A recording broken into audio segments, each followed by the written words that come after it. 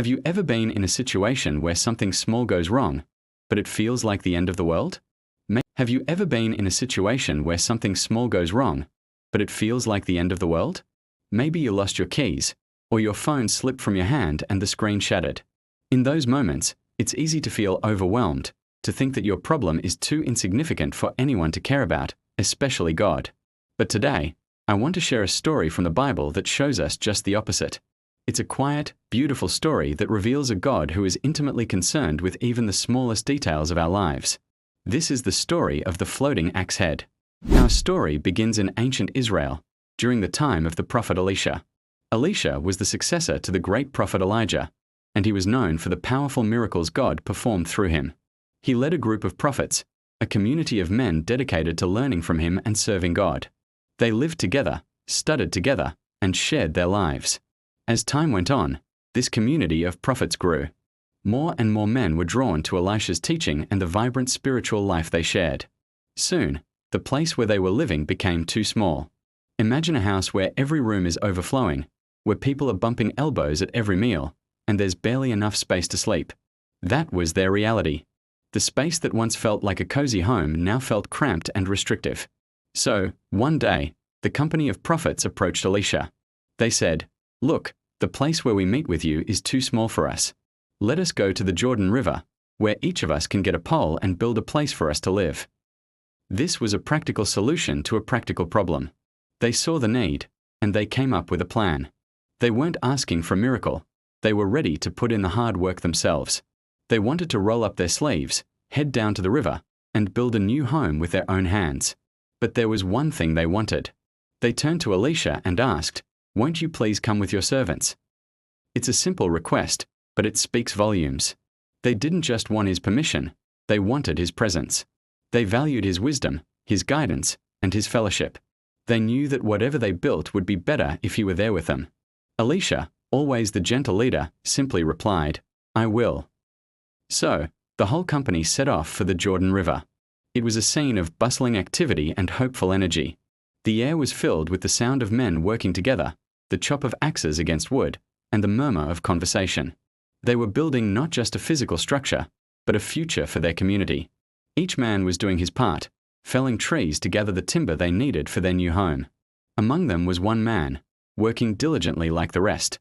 We don't know his name, but his story has been preserved for thousands of years. He was using an axe to cut down a tree by the riverbank.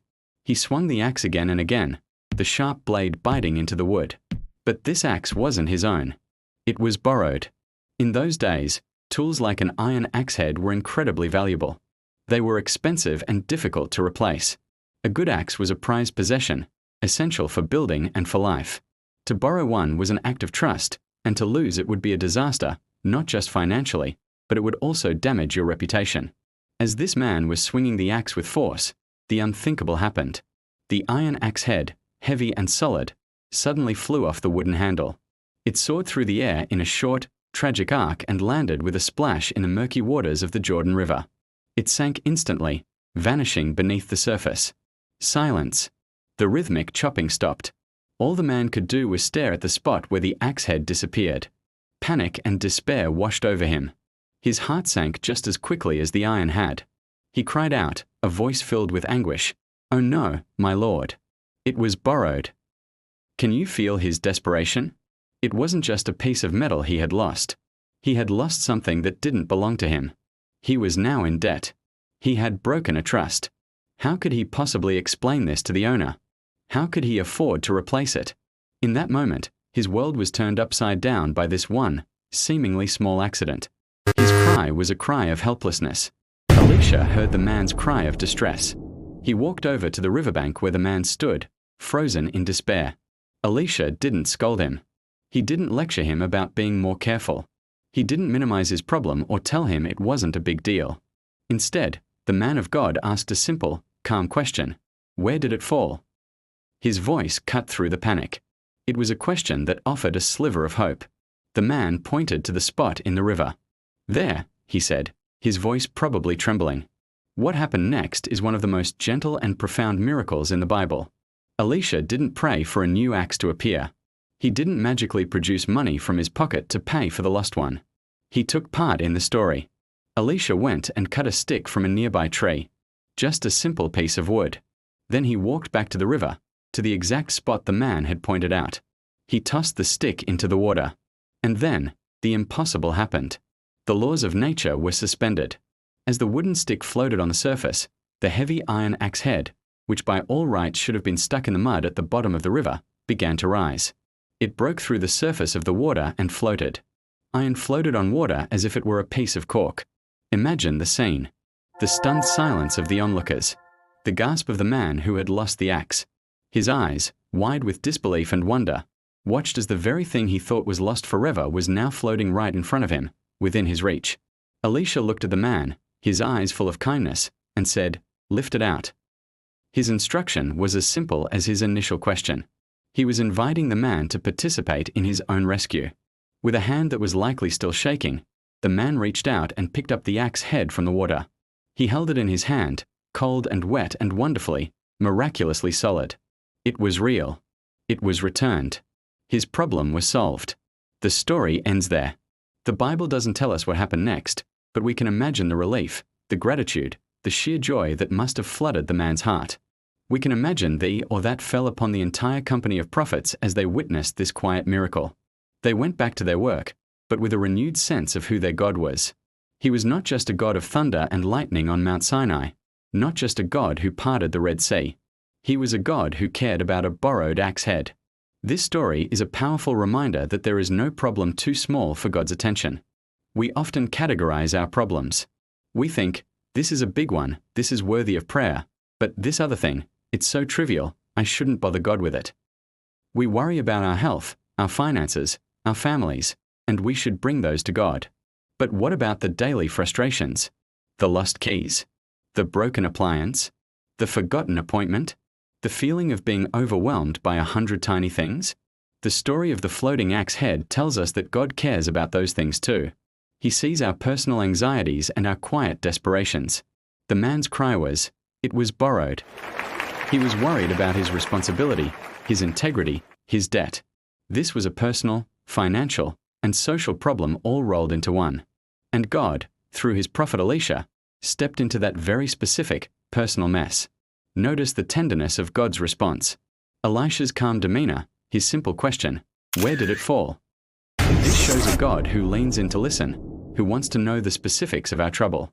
He doesn't offer a one-size-fits-all solution from a distance. He meets us right where we are, in the middle of our mess. And the miracle itself is so beautifully personal. God could have solved the problem in 1,000 different ways, but he chose to reverse the laws of nature for a single piece of iron, for a single man's peace of mind. He used a simple stick, an ordinary object, to accomplish the extraordinary. This teaches us that God can use the ordinary things in our lives, the people around us, the simple resources we have, to bring about miraculous solutions. What's the lost axe head in your life right now? What is the thing, big or small, that has sunk out of sight and left you feeling helpless and in debt, whether that debt is financial, emotional, or relational? Maybe it's a broken relationship that feels impossible to mend. Maybe it's a sense of purpose you feel you've lost. Maybe it's just the overwhelming weight of daily responsibilities. Whatever it is, the invitation from this story is the same. God asks you, where did it fall?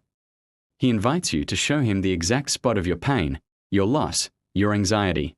Be specific. Don't be afraid to cry out, "It was borrowed. This responsibility is too much for me. I can't fix this on my own." When we do that, when we are honest about our helplessness, we open the door for God to work in our lives. He might not make iron float for us, but he will meet us in our situation with his grace, power, and surprising solutions.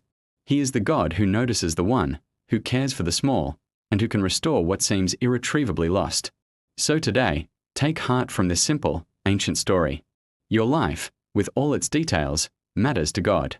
No concern is too trivial. No cry for help goes unheard. Bring your lost axe heads to him. Show him where they fell. And then, watch in wonder as he works in ways you could never expect, inviting you to reach out and take hold of the restoration he provides. Thank you so much for joining me today. If this story resonated with you, I encourage you to share it with someone who might need to hear it. Don't forget to like this video and subscribe to the channel for more stories of hope and faith. I'll see you in the next one.